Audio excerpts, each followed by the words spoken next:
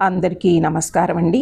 ఈరోజు కదా పొద్దున్నే పిల్లలకు పాలు కలిపి ఇచ్చి తన భర్తకు అత్తమామలకు టీ కాఫీలు ఇచ్చి తను కూడా గబగబా కొంచెం టీ తాగి ఆ తర్వాత పిల్లలకు భర్తకు టిఫిన్లు లంచ్ బాక్సులు రెడీ చేసి వాళ్ళని పంపించేసి అత్తమామలకు టిఫిన్లు పెట్టేసి వాళ్ళు తిన్నాక ఎక్కడివక్కడ సర్ది పెట్టి తను కొంచెం జావ కాచుకుని తాగింది పంకజాక్షి. ఏమ్మా కోడలి పిల్ల, ఇంటెడు చాకరీ చేస్తావు కదా, కడుపు నిండా తినకుండా ఎందుకమ్మా కడుపు మార్చుకోవడం అంది పంకజాక్షి అత్తగా. అయ్యో అత్తయ్య, మీకు తెలియదు, పొద్దున్నే కడుపు నిండా తింటే కడుపు చుట్టూ ఫ్యాట్ చేరిపోయి పొట్ట ముందుకు వస్తుంది అంది పంకజాక్షి. అలానే ఎవరన్నారు? మా కాలంలో మేము ఇంత పెద్ద రాగి సంగటిలో కమ్మని నెయ్యి కలుపుకొని కడుపు నిండా తినేవాళ్ళం పొద్దున్నే. మరి మాకు ఏ పొట్ట రాలేదు కదా అంది పంకజాక్షి అత్త. కోడళ్ళు డైటింగ్ అది అంటూ సరిగ్గా తినదు అనేది పంకజాక్షి అత్తగారి బాధ. పాపం. అయ్యో, మీ కాలం వేరు, ఇప్పటి కాలం వేరులేండి అత్తయ్య గారు. ఇదిగోండి ఫ్రూట్ జ్యూస్ తీసుకోండి అంటూ అత్తమామలకు బత్తాయి రసం అందించింది పంకజాక్షి. నువ్వు కూడా తాగమ్మా అంది పంకజాక్షి అత్త ప్రేమగా. అలా వద్దు అత్తయ్య, నాకు డైట్ ప్లాన్ ఉంది అంటూ తన గదిలోకి వెళ్ళిపోయింది పంకజాక్షి. ఏంటో పిచ్చిపిల్ల, మనసు బంగారం, కానీ అందం కోసం వయసు దాచడం కోసం ఏవేవో పాటలు పడుతూ ఉంటుంది అనుకుంటూ జ్యూస్ తీసుకుని వెళ్ళింది పంకజాక్షి అత్త. గదిలోకి వెళ్ళిన పంకజాక్షి ఫోన్లో బ్యూటీ ప్రోడక్ట్లు సెర్చ్ చేస్తూ అందులో తనకు నచ్చినవి ఆర్డర్ చేసి తర్వాత యూట్యూబ్లో అందం కాపాడుకునే వీడియోలు చూస్తూ మధ్యాహ్నం వరకు గదిలోనే ఉండిపోయింది.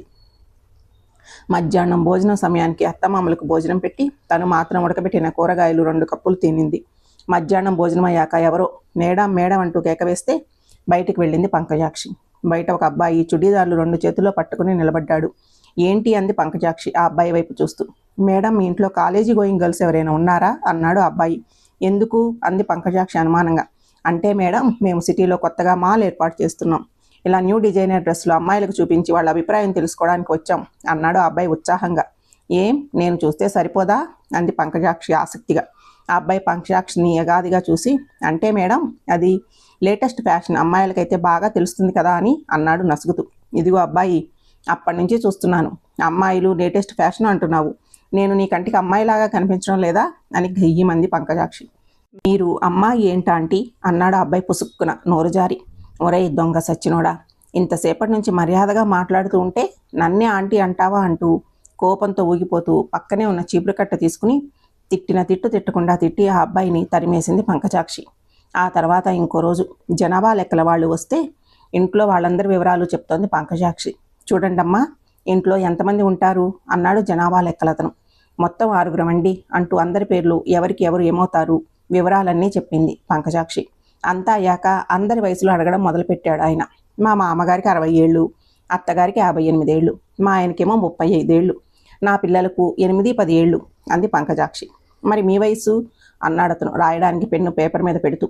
అంటే అది నా వయసు చాలా చిన్నదేలేండి, మా అమ్మ వాళ్ళు నాకు చాలా చిన్నతనంలోనే పెళ్లి చేశారు అంది పంకజాక్షి. అదేనమ్మా, ఇంతకీ మీ వయసు ఎంత అన్నాడు అతను.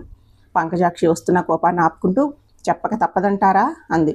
తప్పదమ్మా, మీకు ప్రభుత్వ పథకాలు అందాలి అంటే అన్ని వివరాలు కావాల్సిందే అన్నాడు అతను.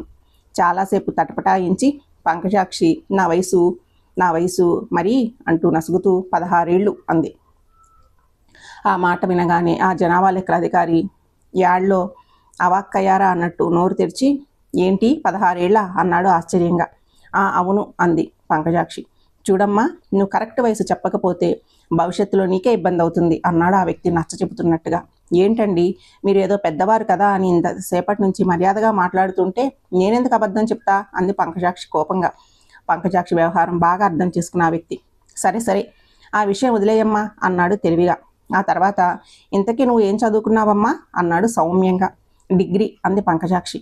ఓహో మంచిది, మరి మీ పెళ్ళి ఎప్పుడయ్యింది అన్నాడు ఆ వ్యక్తి ఆరా తీస్తూ. డిగ్రీ పూర్తయ్యాక 2 ఏళ్లకు అంది పంకజాక్షి. మంచిది, చాలా మంచిది.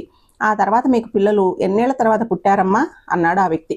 ఆ విషయం కూడా రాయాలా అంది పంకజాక్షి అనుమానంగా. అవునమ్మా రాయాలి అన్నాడు ఆ వ్యక్తి తప్పదన్నట్టు. 2 ఏళ్లకు అంది పంకజాక్షి అసహనంగా. ఓహో చాలా మంచిది, నువ్వు డిగ్రీ పూర్తి చేసిన 2 ఏళ్లకు నీ పెళ్లి జరిగింది, ఆ తర్వాత 2 ఏళ్లకు పిల్లలు పుట్టారు, ఇప్పుడు పిల్లల వయసు 8, 10 సంవత్సరాలు, నీకు 16 అంతేనా అమ్మా అన్నాడు ఆ అధికారి కాస్త వెటకారంగా. అంతే అంది పంకజాక్షి దబాయింపుగా. అలాగే అమ్మ అలాగే, రాసుకుంటా, ఇక నువ్వు వెళ్ళొచ్చు అంటూ పంకజాక్షి లోపలికి వెళ్ళాక 32 అని పంకజాక్షి వయసు రాసుకుని వెళ్ళిపోయాడు ఆ జనాభా లెక్కల అధికారి.